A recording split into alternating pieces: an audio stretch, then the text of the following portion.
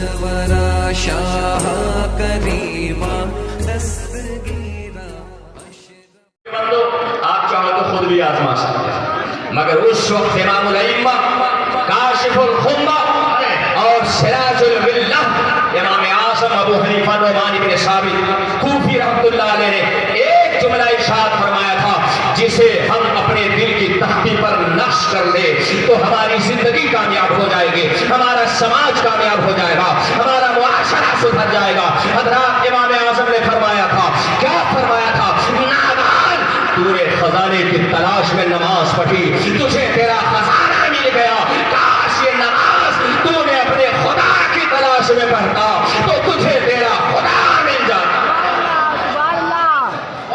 بات سمجھ میں آیا؟ سبحان اللہ۔ آج ایسی کوئی نماز پڑھی اس احساس کے ساتھ کہ ہم نماز اس لیے پڑھ رہے ہیں تاکہ ہمیں ہمارا خدا مل جائے، اللہ کی رضا مل جائے، اس احساس کے ساتھ جس دن آپ نماز پڑھنا شروع کرو گے اس وقت آپ کو نہ کورونا وائرس ستا سکتا ہے، نہ قرآن پہ آپ کی اعتراض کیا جا سکتا ہے، نہ آپ کی مسجدوں پر کوئی انگلی اٹھا سکتا ہے، نہ آپ کے مدرسے اور خانقاہوں پر کوئی انگلی اٹھا سکتا ہے۔ اس احساس کے ساتھ اللہ کے گھر میں آ جاؤ کہ ہم خدا کے ہیں، ہم خدا کے لیے نماز پڑھیں گے۔ اے اللہ کے نیک بندو، قرآن میں فرمایا گیا فَاذْكُرُونِي أَذْكُرْكُمْ، اے بندے تو مجھے یاد کر لے میں تجھے یاد کر لے۔ کیا خدا بھولتا ہے؟ سہو نسیان تو انسان کی خاصیت ہے، خدا بھولتا نہیں ہے۔ یاد کرنے کا مطلب یہ ہے انسان جب اپنی نماز کے ذریعے خدا کو یاد کرے گا، خدا اپنی رحمتوں کے ذریعے انسان کو نوازے گا۔ انسان جب تلاوت کلام اللہ کے ذریعے اپنے رب کو یاد کرے گا، اللہ اپنی برکتوں سے اسے نوازے گا۔ اے اللہ کے نیک بندو، آج سماج میں عجیب سا انتشار ہے، آج سماج میں ایک عجیب سا ایشو کھڑا ہو گیا ہے، ایک عجیب سا مسئلہ کھڑا ہو گیا ہے۔ آج تمام مسلم برادری مضطرب اور پریشان ہے، کس بات کو لے کر کے؟ حضرات، ایک شخص، ایک ملعون کے ایک ناپاک حرکت کو لے کر کے آج قوم مسلم کا بچہ مضطرب ہے، پریشان ہے، حیران ہے، کرو تو کیا کرو، کرو تو کیا کرو۔ امت مسلمہ کی یہ ذمہ داری ہے، اے مسلمانوں، علماء امت کی یہ ذمہ داری ہے، اضطراب کی اس گھڑی میں اس قوم کو سہارا دیں، اضطراب اور پریشانی کی اس گھڑی میں اس قوم کو صحیح رخ دکھائیں۔ اے اللہ کے نیک بندو، قرآن کی 26 آیتوں کو نکالنے کی جو ریٹ اور پٹیشن سپریم کورٹ میں داخل کی گئی ہے، اس کو لے کر کے آپ پریشان ہیں نا؟ احتجاج کرنے کی ضرورت نہیں ہے، دھرنا دینے کی ضرورت نہیں ہے، گھروں سے باہر نکلنے کی ضرورت نہیں ہے۔ اے امت مسلمہ، آج اس ذمہ دار اسٹیج سے میں آپ کو فقط ایک پیغام دینا چاہتا ہوں، قرآن یہ کوئی معمولی کتاب نہیں ہے، قرآن اللہ کا کلام ہے، اللہ کا کلام اللہ کی صفت ہے، اللہ کا کلام اللہ کی صفت ہے، خدا کی صفات قدیم ہے، ازل سے ہے، ابد تک رہیں گے، ان میں نہ کوئی تبدیلی کر سکتا ہے، نہ ان میں کوئی چھیڑ چھاڑ کر سکتا ہے، نہ ان میں کوئی چینجنگ کر سکتا ہے، نہ ان کے ایک حرف اور ایک نقطے کو مٹا سکتا ہے۔ قرآن فرماتا ہے، اللہ آپ سے وعدہ فرماتا ہے، اِنَّا نَحْنُ نَزَّلْنَا الذِّكْرَ وَإِنَّا لَهُ لَحَافِظُونَ۔ اے بندہ مومن، تجھے گھبرانے کی ضرورت نہیں ہے، تجھے پریشان ہونے کی ضرورت نہیں ہے، تجھے دھرنا دینے کی ضرورت نہیں ہے۔ ہم نے قرآن کو اتارا ہے، ہم ہی قرآن کی حفاظت کریں گے، ہم نے قرآن کو اتارا ہے، ہم ہی قرآن کی حفاظت کریں گے۔ کیا مطلب؟ صاف مطلب یہ ہے 1400 سال پہلے جس طرح قرآن کل موجود تھا آج بھی موجود ہے، صبح قیامت تک موجود رہے گا۔ کیوں؟ اس لیے کہ ہے قول محمد، قول خدا، فرمان نہ بدلا جائے گا، بدلے گا زمانہ لاکھ مگر قرآن نہ بدلا جائے گا۔ نعرہ تکبیر، نعرہ رسالت، اسلام ہمارا، قرآن ہمارا۔ سبحان اللہ، سبحان اللہ، ماشاء اللہ۔ تقریر کے دوران اگر انعام مل جائے تو سمجھ لیجئے کہ بہت بڑی نعمتیں غیر مترقبہ ملی ہے نا۔ ایک مولانا صاحب تقریر کر رہے تھے، سیٹھ صاحب بیچارے آگے چھٹا کرا ہوئے، کہنے لگے توجہ ہے، سیٹھ صاحب نے لا کے 100 کا نوٹ تھما دیا ہے نا۔ اس کے بعد پھر کہا توجہ ہے، پھر لا کے تھما دیا۔ اب جب گڈی ختم ہو گئی مولانا صاحب نے پوچھا توجہ ہے؟ کہا مولانا صاحب ساری توجہ ختم ہو. یہی توجہ ہے. توجہ کا مطلب یہ اے اللہ کے نیک بندو آج میرے اس ناقص خطاب اور واز کا ایک جملہ اپنے دل کی تختی پر نقش کر لو. یہ میرے لیے سب سے بڑا نذرانہ ہے. جی جی. اللہ نے اس کائنات رنگ و بو کی تخلیق فرمائی اور اللہ جل شانہ نے اس کائنات کی سلطنت کی بات کو کسی اور کو نہیں عطا کیا.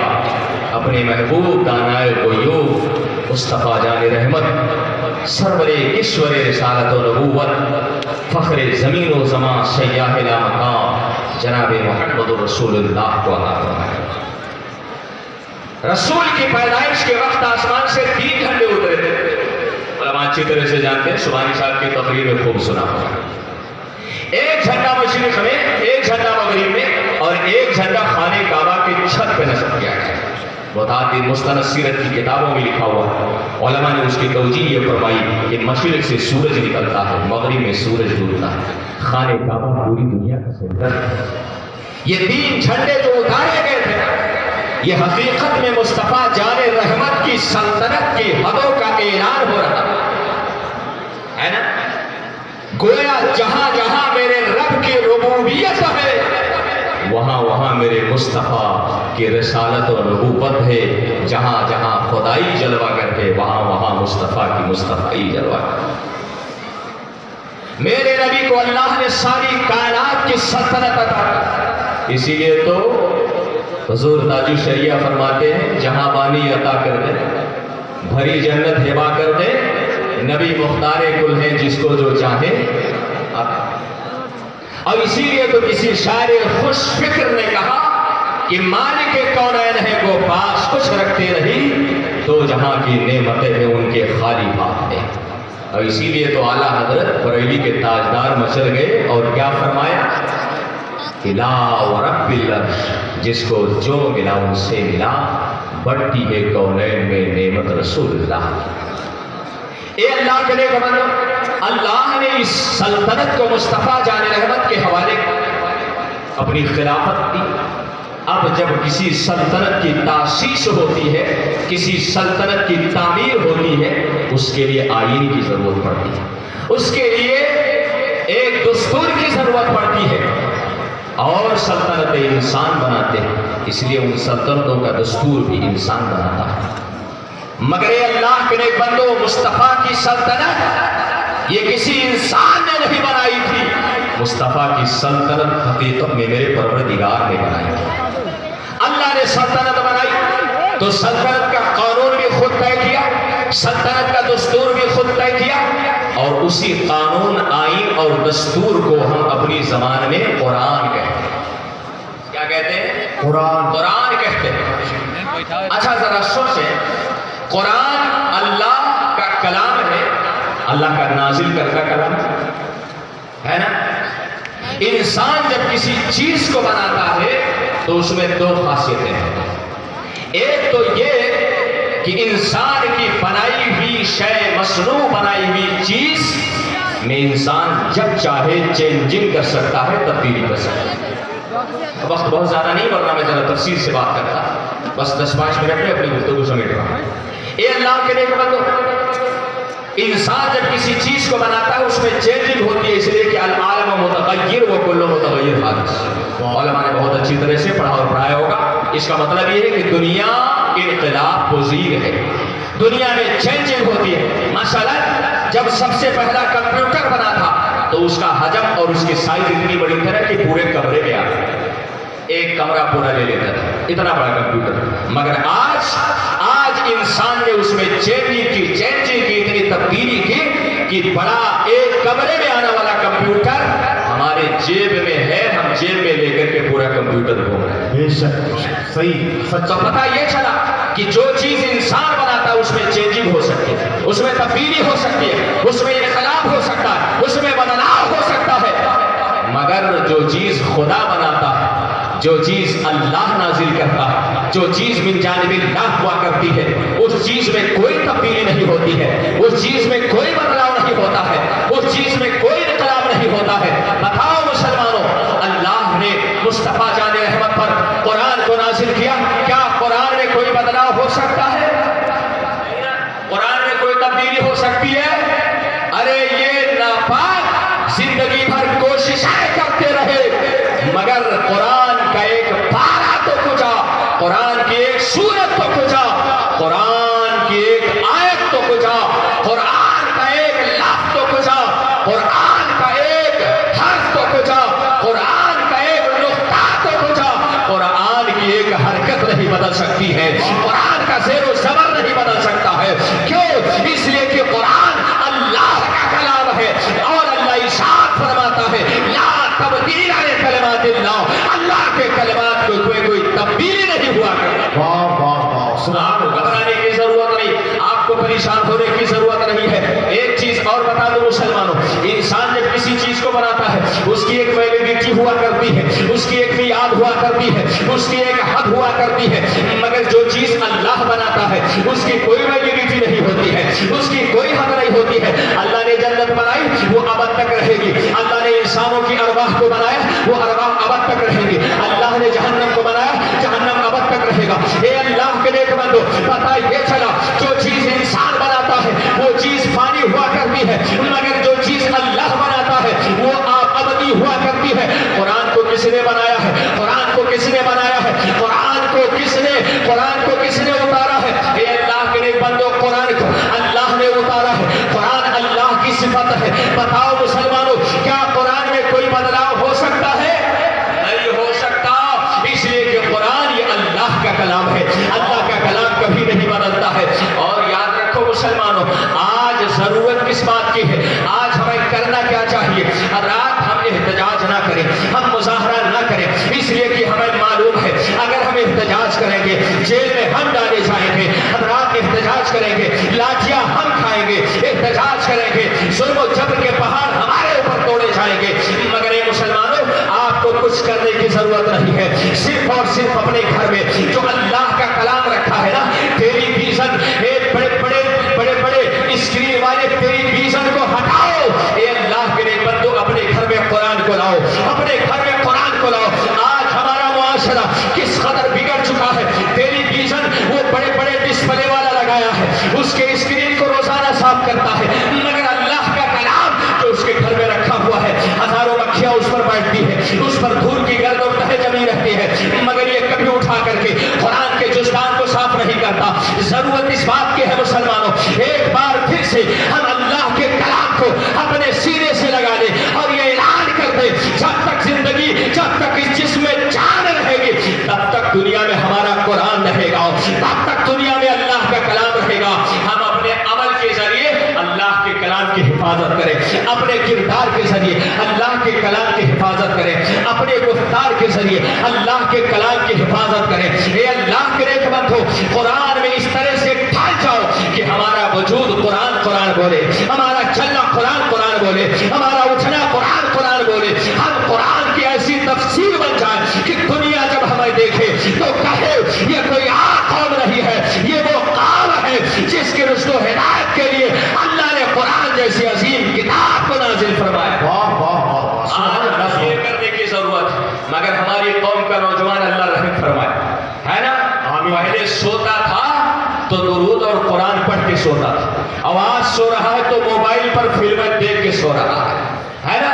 پہلے قرآن پڑھتا تھا تو اس کے خواب میں اللہ کی رحمتیں دکھائی دیتی، درود پڑھتا تھا، مصطفیٰ جان رحمت کے رخ انور کو دیکھتا تھا، میں سو جاؤں یا مصطفیٰ کہتے کھلے آنکھ صلی اللہ کہتے آج کا نوجوان موبائل پر خانوں کو دیکھ کے سوتا ہے، اس لیے آج خواب میں شیطانوں کو دیکھا کرتا ہے۔ نماز فجر اس کی چھوٹ گئی، کوئی پرواہ نہیں ہے، نماز عشاء چلی گئی، کوئی پرواہ نہیں ہے، مگر 3 گھنٹے کی فلم وہ موبائل پر ضرور دیکھے گا۔ اے اللہ کے نیک بندو، ان بطش ربک لشدید، تمہارے رب کی پکڑ بڑی سخت ہے۔ اللہ کے پکڑ سے ڈرو۔ جس گھر میں آپ اللہ کا کلام رکھے ہوئے ہو، اس گھر میں موبائل پر آپ فلمیں دیکھتے ہو، آپ کو شرم نہیں آتی، آپ کی غیرت کہاں مر جاتی ہے، آپ کا ضمیر کہاں سو جاتا ہے؟ جس گھر میں اللہ کا معزز کلام رکھا ہو، اس گھر میں موبائل پر فلمیں دیکھو گے تو اللہ کی رحمتیں نہیں ملیں گی، اللہ کی لعنتیں آپ کو ملیں گی، فرشتے آپ کے گھر میں نہیں آئیں گے، شیطان آپ کے گھر میں آئیں گے۔ اسی لیے مسلمانوں، آج غربت ہم کو ستا رہی ہے، آج مفلسی ہم کو تنگ کر رہی ہے، مگر یاد رکھو مسلمانوں، جس دن ہم نے قرآن پڑھنا شروع کر دیا، مسلمان غریب نہیں رہے گا، مسلمان مفلس نہیں رہے گا۔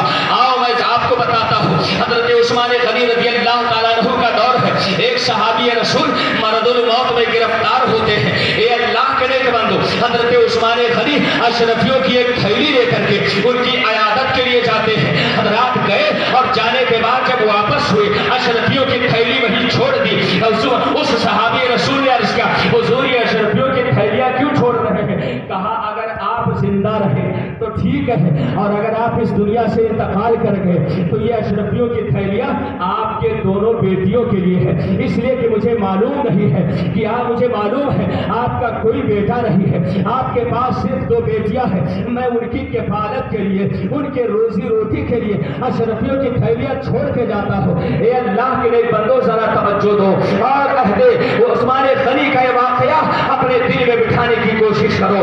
قرآن ہمیں کس طرح سے امیر کرتا ہے۔